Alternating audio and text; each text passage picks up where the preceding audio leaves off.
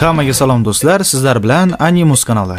Do'stlar, va nihoyat bugun mana biz sizlar bilan uzoq kutilgan anime, ya'ni Solo Leveling, yolg'izlikda daraja ko'tarish animesining ikkinchi mavsumini qisqacha sharhlash arafasida turibmiz.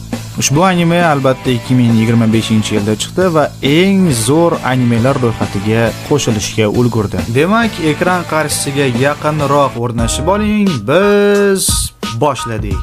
Jinvu oxirgi jangda ancha charchagandi. Singlisining chakaga ochiluvdi, Jinvuni ham uyqusi qochib ketdi. Singlisi akasiga qarab, "Aka, rostdan ham meni akammisan?" deb g'alati bo'lib qoldi.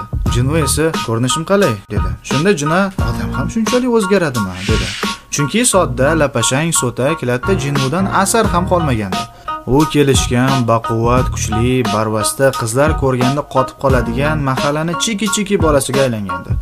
Singlisi Jin-A akasini deyarli ko'rmasdi. Agar esingizda bo'lsa, O'rgimchak voqeasidagi zo'ravon jinoyatchilarni Jinvu adabini berib qo'ygandi. Ularning boshlig'ining akasi S darajali ovchi ekan. U akasini halok bo'lganligini eshitib, Koreyaga ukasini qotillarni topib o'ldirish uchun qaytgandi. Akasi ham ukasiga o'xshagan g'irt o'nki edi. U ovchilar kuzatuvchisi janob Kim Chholga, "Meni kimligimni bilasan-a? Ikkovini ham o'ldirmasdan ketmayman", dedi. Shunda janob Kim Chhol, "Zo'rdan zo'r chiqsa zo'r kotini qisibdi", dedi. Keyinroq bu zo'ravonni ketini Jinvuni dadasi qisib qo'yadi. Zo'ra, shunday emasmi? Jinaning dugonasi ham reydlarga chiqadigan odat chiqarib olgandi. Jinvu u qizga bunday reydlar xavfliligini ko'rsatish maqsadida uni reydga olib bordi. Ular darvozalardan o'tishi bilan ko'k darvoza qizarib ketdi.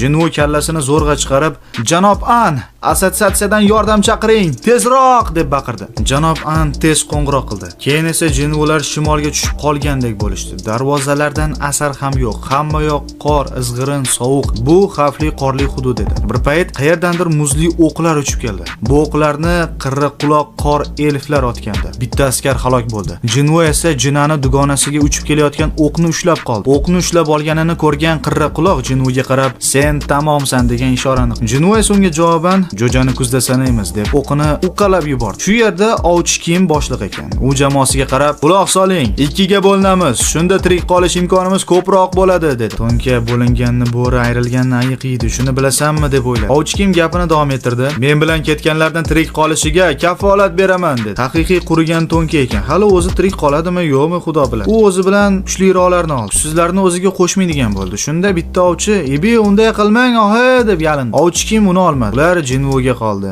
Jinvularga ovchi qiz qo'shilib oldi. U Jinvuni o'qni qanday ushlaganini ko'rgandi. Ular ajralishdi. Jinvu jamoasiga sirli sandig'idan kiyim olib berdi. Ular, "Bu qayertiki, italyanskimi yo ittalaganskimi?" deyishdi. Bir payt ayiq kelib qoldi. Shunda Jinvu, "Nari turinglar, hozir Tonilar italyanskiy emas, ittalaganskiy bo'lib qoladi", dedi. "Bu ayiqni o'zim bir yo'li qilaman", dedi. Jinvuni jamoasi mazza qilib piknik qilib o'tirishgandi. G'ijduvon shashliklari. Jinvu bu yerdagi bo'sni qidirib ketdi. U ayiqlar uyasini topdi va nihoyat Jinvu o'z soyalar lashkarini ishga soldi. Ritserlar juda zo'r jang qilishdi, lekin ayiqlar boshlig'iga kuchi yetmadi. Shunda Jinvu,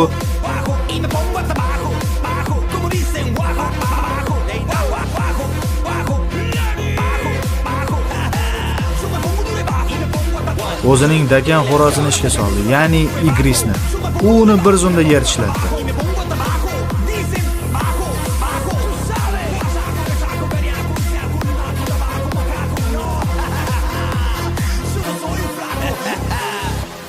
Jinvu shunda Igrisga qarab faxrlanib, "Yaxshi xo'roz", dedi. Boshqa jamoani esa holi juda achinarli bo'ldi. Ovchi Kimning butun jamoasi halok bo'ldi. Ular ayiqlardan tashqari qirra quloqlarga ro'paro bo'lishgandi. Ular jamoani birma-bir shafqatsizlarcha o'ldirishdi. Ovchi Kim esa qo'rqib qochib ketdi. Jinvu barcha ayiqlarning soyalarini orqasiga saflantirdi. Oq arslon yetib keldi, lekin hech narsa qila olmadi. Ovchi Kim esa Jinvuni jamoasini mazza qilib o'tirganini ko'rib, jazava tomiri tortib qoldi. U ularni tirikligini ko'rib, xursand bo'lishni o'rniga ularni o'ldirgani yugurdi. Ovchi Kimning ortidan qirra quloqlar ham yetib kelgan. Jinvu ularni sezdi. Ularga berkinmanglar, hillaringdan bilyapman, o'ta sezilarli. Nima, sovuq deb cho'milishmayapsan shekilli-a, desa, ularning boshlig'i, "Shunaqa yurishga to'g'ri kelyapti, chunki o'shanda o'shnaqa bo'luvdi, keyin o'shnaqa qildik, shunaqa bo'lib qoldi", dedi. O'zingdan o'zing nima deyapsan, Ovsar, dedi Jinvu. Jinvu o'zi bilmagan holda ularning sirli tilida gaplashayotgandi. Shunda qirraquloqlar boshlig'i maqsadga o'tay. Ichilaringda kuchli ovchi bor ekan. U bilan mana bellashmoqchi deb ulgurmasidan Jinvu uni kallasini olib tashladi. Qirraquloqlar boshlig'i: "O, zo'r-ku, anchadan beri senga o'xshaganga ro'paro bo'lmagandir. Sen bizga odamlaringni ber, biz senga tegmaymiz", dedi. Albatta Jinvu yo'q dedi. Shundan so'ng qattiq jang boshlandi. Jinvu bilan uning ritsarlari, ayiqlari va Igris jang qila boshladi.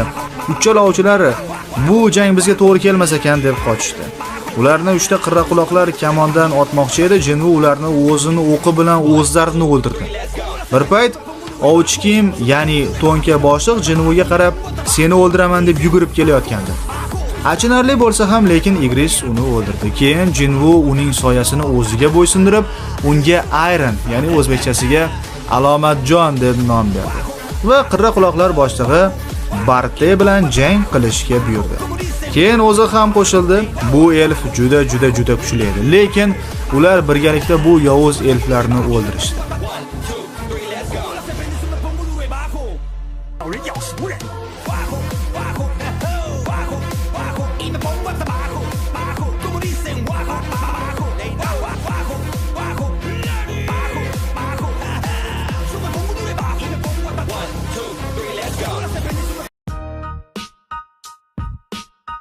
Jinvuning jamoasi darvozalar ochilganini ko'rishib, xursand bo'lishdi. Ular tashqariga chiqishdi, ularni esa oq arslon kutib oldi. U o'zining A darajali ovchisini kutayotgandi, lekin u, ya'ni Alomatjon bo'lib, Jinvuning xizmatida edi. Jinvu va papaning gulbolasi Jinho yangi yerto'larni zabt etishardi. Ritsarlar ularga mana toshlarni yig'ishga ham yordam berishardi. Bu vaqtda Jinvuning otasi Angliyada paydo bo'ldi. U 10 yil boshqa o'lchov olamida qolib ketgandi. O'zini "I am human, I want to go home" deb tanishtirdi. Jinvuning otasi bilan gaplash uchun Koreyadan Tonka Hwandonsoni chaqirtirishgandi. Tonka Hwandonso Jinvuning otasiga "Gapiradigan mahluq senmisan?" dedi. Jinvuning otasi esa "Men mahluq emasman. Aytchi, qanchalik mahluqlar va yerto'lalar haqida xabardorsan? Juda katta xavf kelyapti, juda katta kuch uyg'onadigan, agar oldi olinmasa yurtimizni yo'q qilib yuboradi" desa, Tonka Hwandonso "Toming ketganmi seni? Dunyoda qancha ovchilar bor, bilasanmi? Hammani to'plasa yengsa bo'ladi" dedi. Jinvuning otasi "Ularni oldida ular hech narsa qilisha olmaydi. Ular hammani yeb o'zimizga qarshi jang qilishga qo'yishadi. To'g'ri, sen ozroq kuchliroqsan, lekin" deyishi bilan Hwandonso "O'chir ovozingni. Bilasanmi o'g'lingni holi ne kechganini? U o'ldi. Agar biror narsa demoqchi bo'lsang, yoniga borib aytishing mumkin" dedi. Keyin ikkalovi urushib ketishdi, lekin Jinvuning otasi uni 1 soniyada dabdalasini chiqarib tashladi. Ya'ni zo'rdan zo'r chiqsa, zo'r ketini qisibdi degan gap bekorga aytishmagan, hatto qimirlay olmaydigan qilib qo'ydi va o'zi g'oyib bo'ldi. Jinvu kirmagan qasriga kuch to'plab qaytdi. U qasrga 10 ming soyalar to'plash kerak edi. U ayig'ini ustiga chiqib yo'lini davom ettirdi. U soyalarni to'plashga kirishdi. 10 mingta soyalarni to'pladi ham va 50-qavatda u 3 ko'zli lahm go'shtga o'xshagan mahluqqa ro'paro keldi. Lashkarlari mahluqni lashkarlari bilan jang qilishdi. Jinvu esa boss bilan jang qildi. U semiz bo'lsa ham, lekin juda yengil, tez harakat qilardi. U Jinvuga shunaqa tez va kuchli zarbalar berdiki, Jinvu hozir meni uqalab yuborsa kerak deb o'yladi. Lekin Jinvu uning nozik joyi kichkinagina boshi bo'lsa kerak deb o'yladi va to'g'ri o'ylaganda uni boshiga zarba berib, uni o'ldirdi va u olam bitigining parchasiga ega bo'ldi. Ya'ni ob-hayotning birinchi masallig'iga ega bo'ldi. 75-qavatda u skelet boshini yana soyalar o'tkazuvchisini Metusni o'ldirdi va undan tirik o'rmondan olingan suv oldi. Ob-hayotning ikkinchi masallig'i. Endi uchinchisi qoldi, lekin uning ovqati ham qolmagan. Yo'q bo'lib ketsa, singlisi xavotir oladi. Shuning uchun ortga qaytishga majbur. Ertasiga Jinvu o'zini darajasini tekshirish uchun bordi, lekin apparat uni kuchini aniqlay olmay qoldi. Jinvu kelganini eshitib, oq arslon u bilan gaplashgani shoshdi. Ungacha Kvachining ovchilar boshlig'i keldi. Jinvu uni ko'rib, "Shumi eng zo'r ovchi, shuni deb men eng kuchsiz ovchi nomini olgandim. Men ovchilar boshlig'iman. Qaysi jamoaga qo'shilmoqchisiz?" Jinvu esa "Kechirasiz, shoshayotgandim" deb qochvordi. Kvanchinin esa "Ha, o'zimga ortiqcha baho berib yubordim shekilli" dedi. Oq arslon esa ulgurmadi. Predsedatel Ko esa Jinvuni o'zini jamoasiga taklif qildi, lekin Jinvu meni joyim yerto'ladagi janglarda deb o'ylayman, dedi. Janob Ko esa xayolida, qani men ham shu yigitcha bilan birga jang qilsam, vatanimni himoya qilsam deb o'yladi. Tonka Hwan Don So esa kasalxonada edi. Oyoq qo'llari gipsda edi. Uni oldiga bir kapitan kelib, "O'sha Hwan So rostdan ham maxluqmikan?" deb so'radi. U esa, "U sizga odamga o'xshadimi?" deb javob berdi. Jinvuni otasi Hwan So, Hwan Don Soga "Senga do'stona maslahat beraman. Oilamga yaqinlashma. Agar oilamga biror narsa qilsang, seni yer tagidan bo'lsa ham topaman", dedi. Hwan Don So'ni g'azabi qaynab unga qaslandi. Jinvu esa yangi reydga qo'shildi, faqat bu reydga eng kuchli ovchi Kvachining boshchilik qilayotgandi. U mahluqlarni o'ldirardi. Orqasidan mana toshlarni yig'ishtirgani shaxtyorlar kirardi. Bu safar ham shunday bo'ldi. Ular toshlarni yig'ishtirishga kirishgandi. Boshda hamma Jinvuni Y darajasini ustidan kulishdi, keyin esa uning gavdasiga qarab, ish qilishiga qarab, rostdan ham u Y darajalimi deb o'ylashdi. Jinvuni tez harakatidan ular bir pasda toshlarni yig'ishtirib bo'lishdi. Keyin tushlik bo'ldi. Hamma tushlikka chiqdi, lekin Jinvu "Men hali ishlab turay", dedi. "Mayli", dedi. Jinvu yerto'la ichkarisiga qarab yugurdi. U shu yerto'la bossi bilan bir jang qilib ko'rmoqchi va ko'zlari yonib endi kirmoqchi bo'lganda, lekin ovchi o'yinchi Chahinin uning ortida turgandi. Unga "Bu yerda nima qilyapsiz?" dedi. Jinvu "Men adashib qoldim", dedi. Ovchi Chahin "Tez keting, bu yer xavfli", dedi. Jinvu ketdi.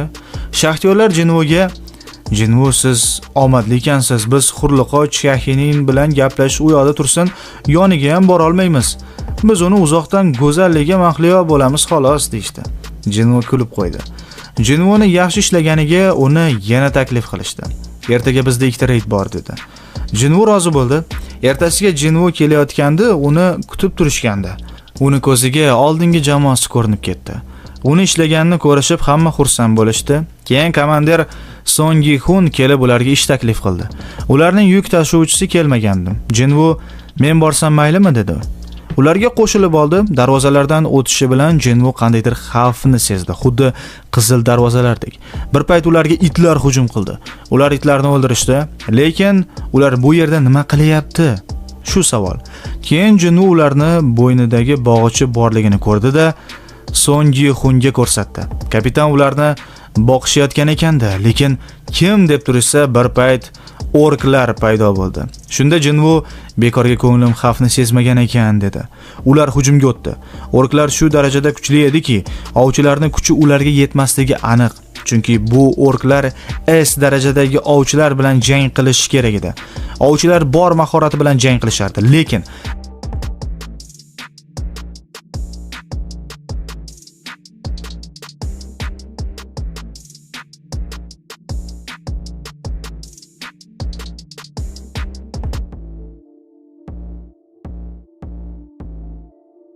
agar Jinvu ko'rinmasdan aralashmaganda, ularning barchasi halok bo'lishardi.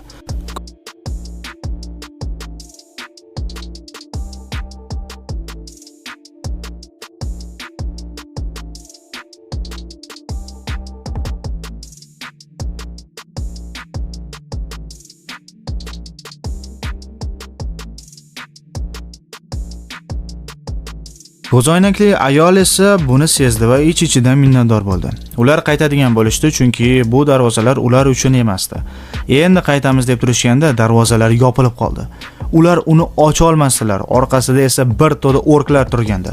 Kapitan o'yladi: "Agar jang qilsak halok bo'lamiz. Gaplashib ko'rish kerak", dedi. Orklar boshlig'i ularni yerto'laga taklif qildi. Kapitan Song Gi-hun Jinvuga "Biz borib ularni bossini o'ldirishga harakat qilamiz. Siz o'sha payt qoching", dedi. Jinvu ikkitalik yerto'la esiga tushdi. Faqat u yerda uni tashlab ketishgandi. Bu yerda esa uni qutqarishyapti.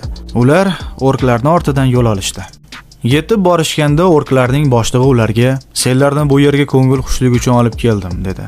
Keyin u Jinvuga qarab, "G'alati jonzot ham kelibdimi?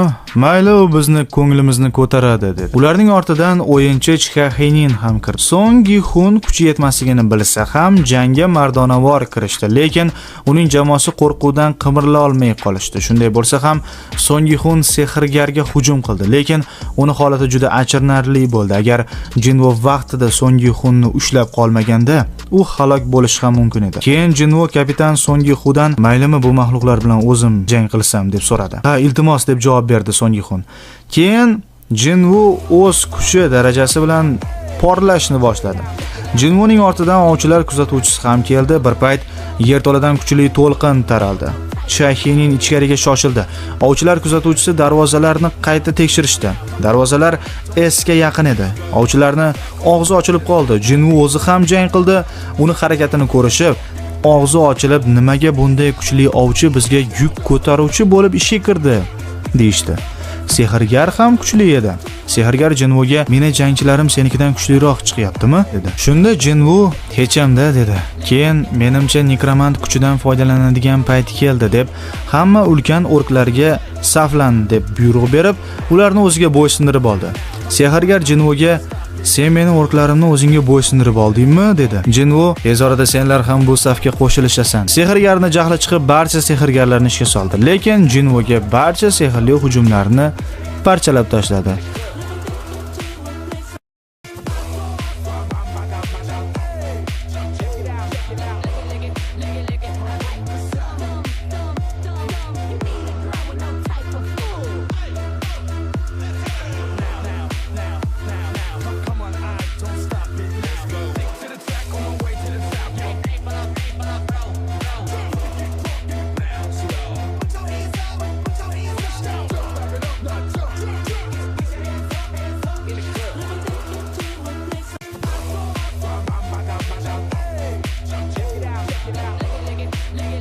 O'zini esa o'ldirdi va uni soyasini o'ziga bo'ysundirdi va unga So'yloq deb nom berdi.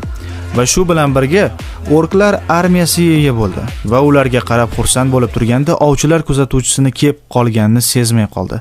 Kapitan Son Yixun esa o'zi va jamoasi nomidan ularni qutqarib qolgani uchun minnatdorchilik bildirdi va ular yerto'ladan sog' salomat chiqib ketishdi. Ertasiga Jinvu darajasini tekshirtirgani keldi. Uni janob Ko kutib oldi. U o'zini kuchini ko'rsatganda predsedatel Koning beti pastga oqib ketdi.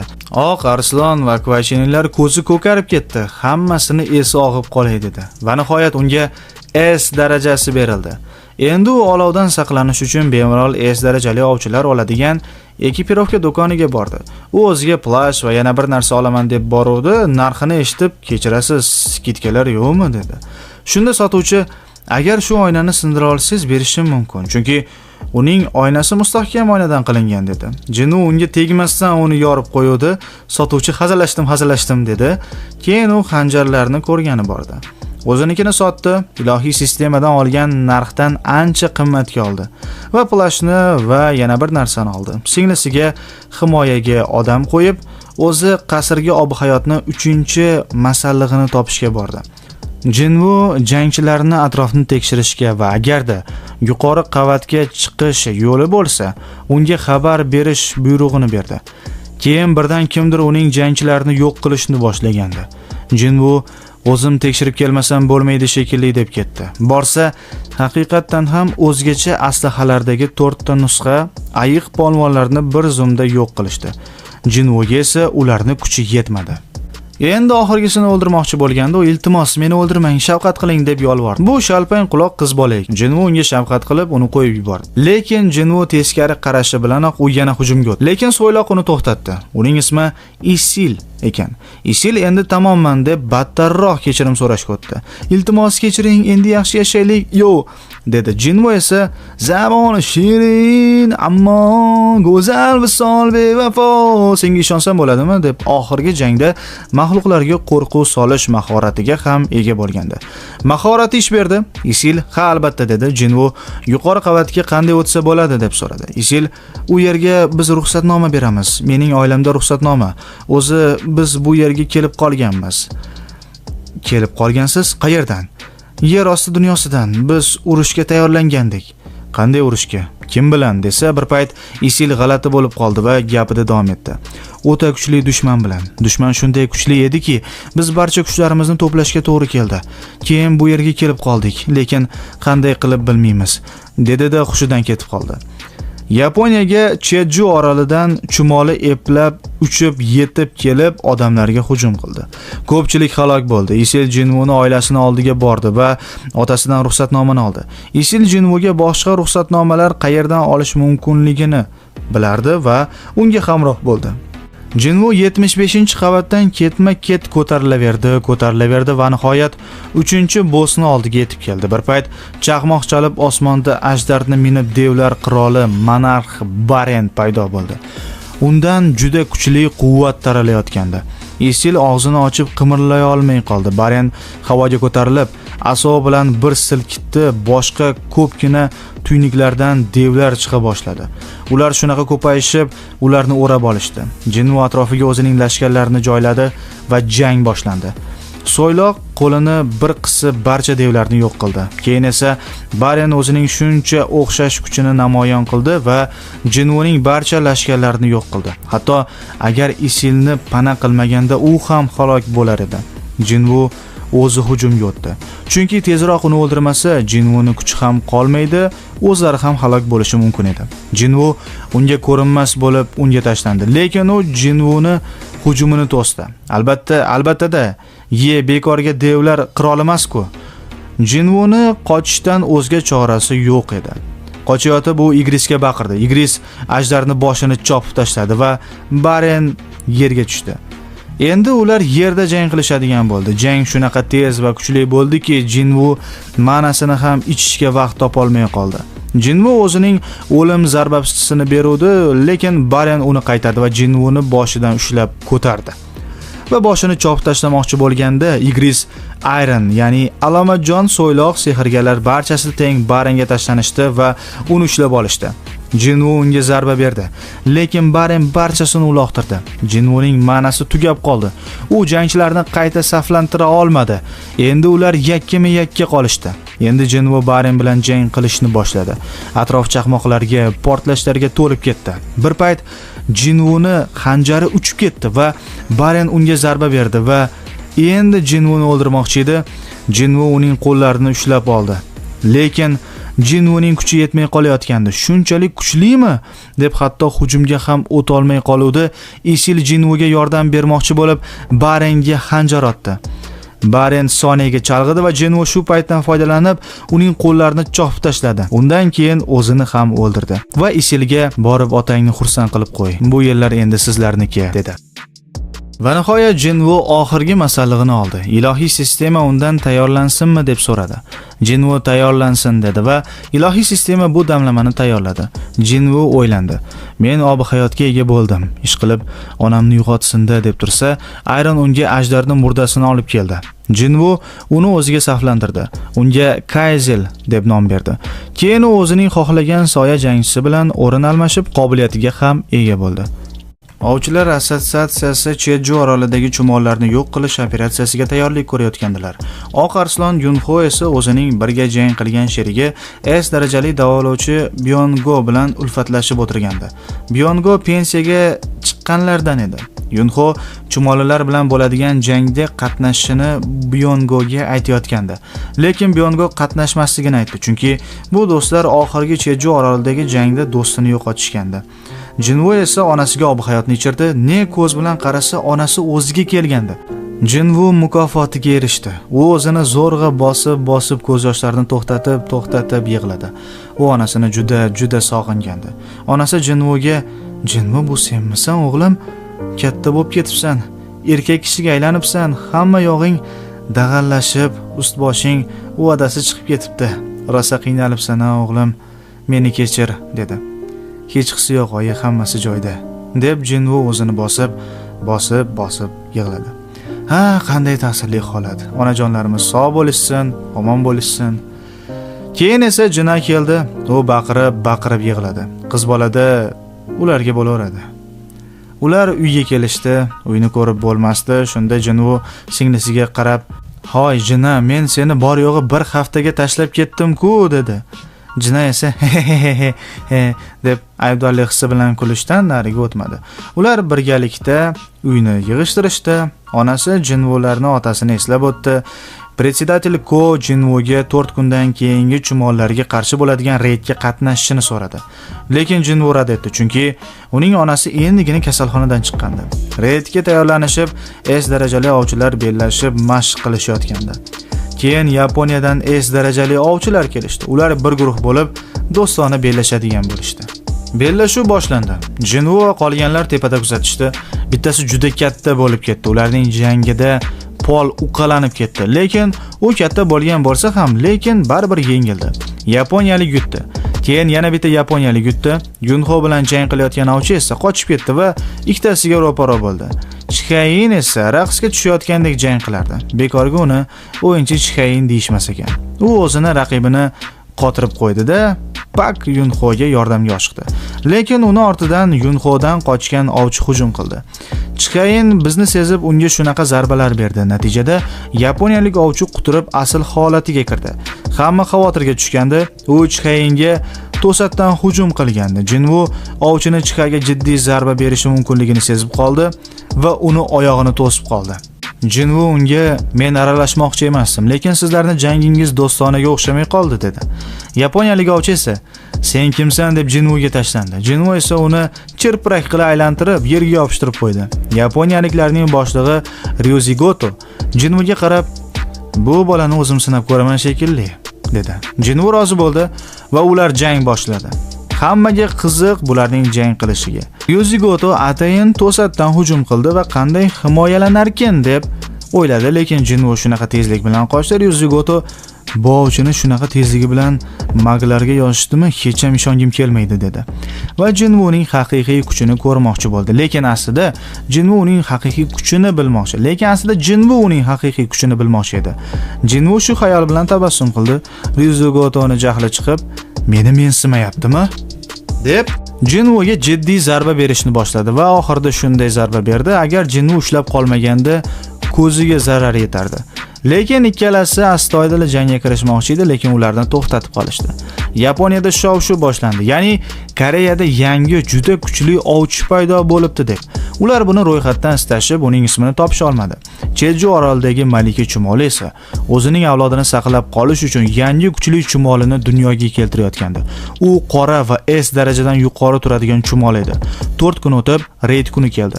Hamma tayyor edi. Reydga Byongo ham kelgandi. Yunho xursand bo'lib ketdi. Predsedatel Ko reydni boshlab buyruqni berdi. Yaponiyaliklar chumollarni chalg'itadigan bo'ldi. Koreyaliklar bu vaqtda ona chumolini iniga kirishib, uni o'ldirishadigan bo'ldi. Reyd boshlandi. Eng kuchli ovchi Kvachinin o'zining kuchi bilan juda ko'p chumollarni yoqib portlatib yubordi va ular orolga tushdi. Ona chumolning uyasiga kirishdi. U yerda shunaqangi katta tuxumlar ko'paygandiki, ko'rishib xavotirga tushdi. O'rtada turgan katta tuxumdan ham chumoli chiqib bo'lgandi. Tashqaridagi yaponiyalik ovchilar chumollarni chalg'itib turishgan mahalda bitta ovchini bir narsa bir zumda boshini uzib tashladi. Ular dahshatli mahluqqa to'g'ri kelishgandi. Bu ovchi davolovchi qiz edi. Undan keyin yana birini boshini uzib tashladi. Ular nima bo'layotganini anglay olmay qolishdi. Oxirgi qolgan ovchi esa uni ta'qib qila oldi, lekin u qilichini chiqarib unga hujum qilishga ham ulgurmadi. Uni ham boshini uzib tashladi. Dahshatli holat edi. Kvachining chumollar uyasini ustini olov bilan setka shaklida to'sib qo'ydi. Yunho, Chivahinin, Lim, Byongo va yana boshqa ovchilar ona chumollar uyasidagi chumollar bilan kurashib, ichkariga yaponiyalik ovchilar esa o'zlarining sheriklarini istashdi, lekin ularni halok bo'lishganini ko'rishdi. Ular shunchaki chalg'itishi kerak edi xolos, lekin dushman kuchli edi. Ovchilar ona chumolni topishdi va jang boshlandi. Ovchi Pak, Yunho, oq arslon haqiqatan ham arslonga aylandi. Ular birgalikda barcha chumollar lashkarlarini yo'q qilishdi. Endi navbat ona chumoliga keldi. Ularning ichida turgan to'g'ri efirga ovchilarni jang qilayotganini uzatib beruvchi operator ham bor edi. U ularni jangini butun Koreyaga uzatib berayotgan. Ovchi Chikayin esa go'zal tarzda o'ynab jang qilar edi. U chumolini o'yinchi gimnastikasiga o'xshab go'zal tarzda o'ldirdi. Pak Yunho o'zining o'tkir nigohi bilan ona chumolni uyaning eng ichkarisidaligini bilib qoldi. Hamma birgalikda hujumga o'tdi. Bir payt ona chumoli og'zidan g'alati suyuqli kislota purkadi. Kislota ularni eritishni boshlagandi, lekin Byongo ularni davoladi. Bu S darajali juda kuchli davolovchi edi. Keyin kamonchi unga juda ko'p o'qlarni otdi. Ona chumoli Byongoga hujum qilgandi. Uni ulkan ovchi himoya qildi. Keyin Kvachenin uni bor kuchi bilan portlatuvdi, ona chumoli o'lmadi, lekin u g'alati qichqirdi. Haqiqatan ham bu qichqiriq yordamga chaqirish edi. Ular hammasi ona chumoliga hujum qilishdi va oxirgi zarbani Chxeyin o'zining eksklyuziv go'zal raqsi bilan yakunlandi va uni boshini uzib tashladi. Translyatsiya to'g'ridan-to'g'ri efirga berildi. Barcha g'alaba deb baqirdi. Predsedatel Ko ham hammasi tugadi deb xursand bo'luvdi. Qichqirig'i yoqmadi dedi. Byonga esa "Qo'ysangchi, axir biz yutdik, xursand bo'lsangchi" edi. Ovchi Pak bekorga xavotirlanmagandi. Chumolilar uyaga qaytishganda, lekin bir narsa olovli halqani parchalab yuborgandi. Pak "Bu yerda bir narsa kelyapti" dedi. Bu ona chumolning oxirgi ijod namunasi edi, ya'ni qora chumoli. Undan tayyorlangan bu Chxeyinni cho'kkalatirib qo'ydi. Oldin iqtisod, keyin siyosat. Keyin bu qora chumoli ko'zni ochib yumguncha Chxeyinni ortidan kelib, uni biqiniga zarba berib uchirib tashladi. Ortidan ulkan ovchini birini bitta qo'lini, keyin ikkinchisini qo'lini uzib tashladi. Ortidan Pakni tanasini maydalab tashladi. Kvacheninni ko'ksini yorib tashladi. Kamonchini o'qini havoda ushlab uqalab yubordi. Endi uni ham bir yoqli qilaman deb turganda, Byongo bir chekkada hammasini qo'lidan kelgancha davoladi. Ulkan ovchi unga hujum qildi. U uni yonidan ushlab, yerga urib, uni qimirlay olmaydigan qilib qo'ydi. Byongoni yashirin to'sig'idan ham ko'rib uni o'ldirdi. Pak unga tashlandi, lekin uni bo'g'zidan ushlab unga "Senlar juda kuchsizsanlar, lekin senlar ona chumolni o'ldirishding. Senlar bilan kurashishni foydasi yo'q" dedi. Keyin u tashqarida kuchli jangchi bor ekan deb chiqib ketdi. Tashqarida yaponiyalik kuchli ovchi Ryozigoto bor edi. U tomon uchdi.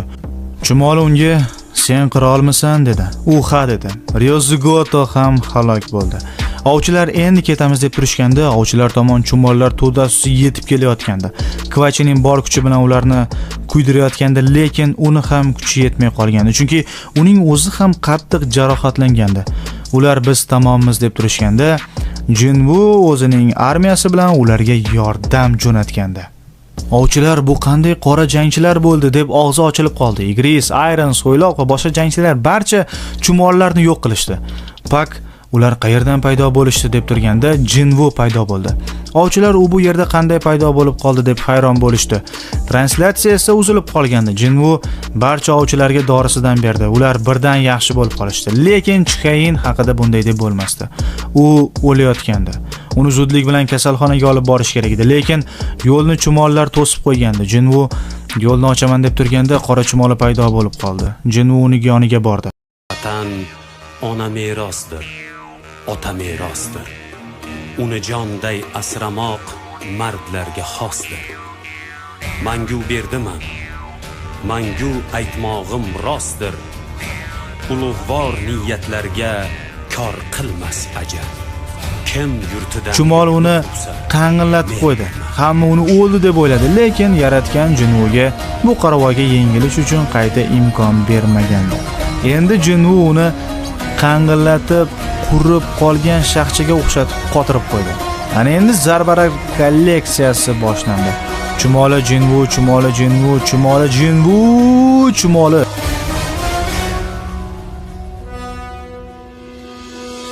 Vatan uchun ko'ksim tog' qalqon. Chumoli esa qizil lezbiyaga o'xshagan tilni chiqarib, ichidagi o'tkir pichog'idagi zahri bilan Jinwuni zaharladi. Jinwu o'tirib qoldi. Chumoli unga "Sen tamomsan" dedi. Ovchilar nima qilarini bilmay qolishdi. Jinwu esa "G'ijimay" dedi va chumolini qo'lidan ushlab, och biqiniga soldi. Jinwu Chxeyinga qarab "Tezroq bu jangni tugatish kerak" dedi-da, rosmanasiga jangga kirishdi. Chumoli ham haqiqiy ko'rinishga kirdi. Jang juda shiddat bilan avjiga chiqdi. Jinwu chumolining har bir harakatini o'zlashtira boshladi. O'lsam kafanim, mangu berdilik menga taqdiri azal.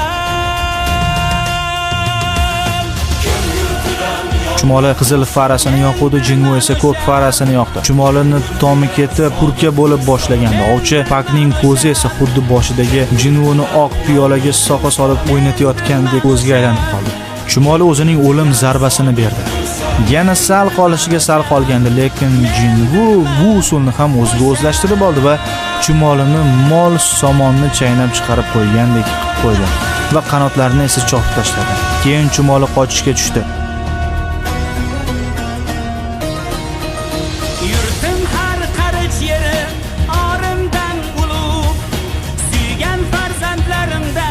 Jinvu uni 1001 yeridan chopib tashladi va nihoyat chumoli o'ldi. Chumollar esa tum taraqay qochishdi. Jinvu Chikain va onasiga bergan doridan berdi, lekin u baribir o'ziga kelmadi. Jinvu nima qilarini o'ylab, ovchi Chikain esa soniya sayin halok bo'la boshladi. Jinvu reportyorga kamerani o'chirib turing degan. Jinvu davolovchi Byongoni soyasini yo'qotdi. Pak Yun-ho esa jahli chiqib Jinvuga Byongoni nima qilmoqchisiz deb, Jinvu tushuntirishga vaqtim yo'q, sabr qilib turing dedi. Byongo Chikainning oldiga bordi va o'zining kuchi bilan uni davoladi. U hushiga keldi. Keyin Jinvu Pak Yun-hoga men Byongoni ovozini eshitdim. U menga Chikainni davolash uchun meni kuchimdan foydalaning dedi. Ha, tasavvur qilyapman tirikligida qanday odam bo'lganini. U buyruqsiz Chikainni davolagani shoshildi. Haqiqatdan tilla odam ekan, dedi Jinvu tabassum bilan. Ovchilar haqiqatdan ham buni televizordan ko'rsatib bo'lmaydi deydi. Chikain xavfdan xoli bo'ldi, endi uni tezroq kasalxonaga olib borish kerak. Pak Yun-ho Jinvuga, ovchi Jinvu, bilaman sizga Byongning kuchi keyingi janglarda kerak bo'lishi aniq, lekin iltimos unday qilmang, chunki u tirikligida ham janglarni yoqtirmasdi. Uni o'lgandan so'ng ham bu ishni qilishga majburlamang deb so'radi. So'ng Jinvu esa albatta xijolat bo'lmang. Men hammasini tushunaman dedi Jinvu. Va unga siz ozodsiz dedi. Byongo ketayotib Pak Yun-hoga tabassum qildi va juda ta'sirli bo'ldi. Chumollar qora chumolning halokidan so'ng qizib ketishdi. Har qayoqqa uchishib ko'zga ko'ringan o'ljaga hujum qilishni boshladi. Ovchilar esa Chikainni olishib vertolyotga yugurishdi. Kemadagi ovchilar chumollarga qarshi jang qila boshlashdi. Jinvu esa barcha oroldagi chumollarni va tuxumlarni yo'q qilgani qoldi. U tuxumlarni yo'q qilganda ham unga yangi daraja berildi. U monarx Barenni qilichidan foydalangandi va nihoyat u 100-darajali ovchi bo'lib yetishdi. Keyin u qora chumolini o'ziga bo'ysundirdi. Endi soldat chumollarni ham bo'ysundirib olay deyotdi. Bir mahal chumoli gapirib qoldi. "Xo'jayin, menga non bering, sizga xizmat qilay" dedi. Jinvu "Nega menga xizmat qilmoqsan? Axir men seni o'ldirdim-ku" dedi. Chumoli "Siz sabab menga yaratgan qayta hayot ato etdi. Men juda xursandman. Iltimos, menga ism qo'ying. Men sizga sodiqlik bilan xizmat qilaman" dedi. Jinvu unga "Ber" deb ism qo'ydi. Nimaga ber? Balki biron narsani ber degandir bu. Oni ber, moni ber, keyin u ber, xullas hammasi ber bo'lsa kerak endi. Uzigan chumollar to'siqni yorishib shaharga yetib kelishdi. Qirg'oqdagi ovchilar ular bilan jang qilishni boshladi. Vatan himoyasi uchun o'lsak ham yurtimizga kirgazmaymiz deb Jinvu qora chumolisini ularni yo'q qilishga berdi. Chumoli barchasini bir zumda yo'q qildi. Hatto janob Son va Juhilarga vaqtida yetib keldi. Juhi esa bu Jinvu dedi. Vertolyotdagi ovchilar esa bunaqangi ko'p chumollarga bas kelishi qiyinlashdi, chunki kuch birgalikda ularning himoyasi parchalanib ketdi. Ular endi o'ldik deb o'ylashdi. Jinvu o'zining aniqrog'i monarx Barenning ajdarini mingan holda va uning qilichidan chaqnaydigan chaqmog'i bilan ularni bir zumda yo'q qildi. Ovchilar omon qoldilar, vatan himoya qilindi, barcha yerlardan g'alaba hayqiriqlari eshitiladigan edi. Hamma xursand bo'ldi. Jinvuga xalq qahramoni deb nom berishdi. Tonka Kvandonsi esa, ya'ni Jinvuning otasi bilan jang qilgan, davolanib bo'pti, sochini ham o'stiryapti.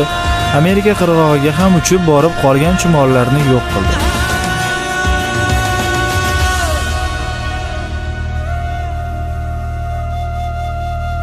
Председатель-ko va assotsiatsiya bir qancha ovchilarni Cheju orolini tozalagani yuborishdi. Ularga g'alati nusxa ro'para chiqdi. Ular "Kimsan? Bu yerda nima qilyapsan?" deyishdi. U g'alati tilda gapirdi. Soyadan bir sehrgar chiqib, ularni barmog'iga bir chiqillatib uxlatib qo'ydi. Jinvuning otasi ham shu yerda ekan. Jinvuning otasi ogohlantirgan xavf yetib kelgandi. Do'stlar, e'tiboringiz uchun katta rahmat. Mana shuning bilan Solo Leveling, ya'ni hozirgi paytdagi eng zo'r animening qisqacha sharhi ham o'z nihoyasiga yetdi. Albatta, sharh sizlarga manzur keladigan bo'lsa, fikrlaringizni kommentariy bo'limida yozib qoldiring va videoga like bosing. Agar xuddi shunday videolarni yana o'tkazib yuborishni xohlamasangiz, albatta kanalga obuna bo'lib, qo'ng'iroqcha tugmachasini yoqib qo'ying. Albatta, ushbu animeda sharhlashda ba'zi bir xato va kamchiliklar bo'ladigan bo'lsa, sizlardan uzr so'rayman. Albatta, anime sizlarga yoqdi degan umiddaman. Lekin Anime zo'r bo'lishiga qaramay bir narsani hech qachon yoddan chiqarmaylik do'stlar. Bu dunyoda hech narsa mehribon Allohning izmisiz bo'lmaydi. Anime bu shunchaki to'qima xolos. Animeni hayotingiz bilan bog'lamang. Kelgusi qismlarda ko'rishguncha, xayr, salomat bo'ling. Sharafdir menga, yigit uchun vatan deb yashamoq go'zal.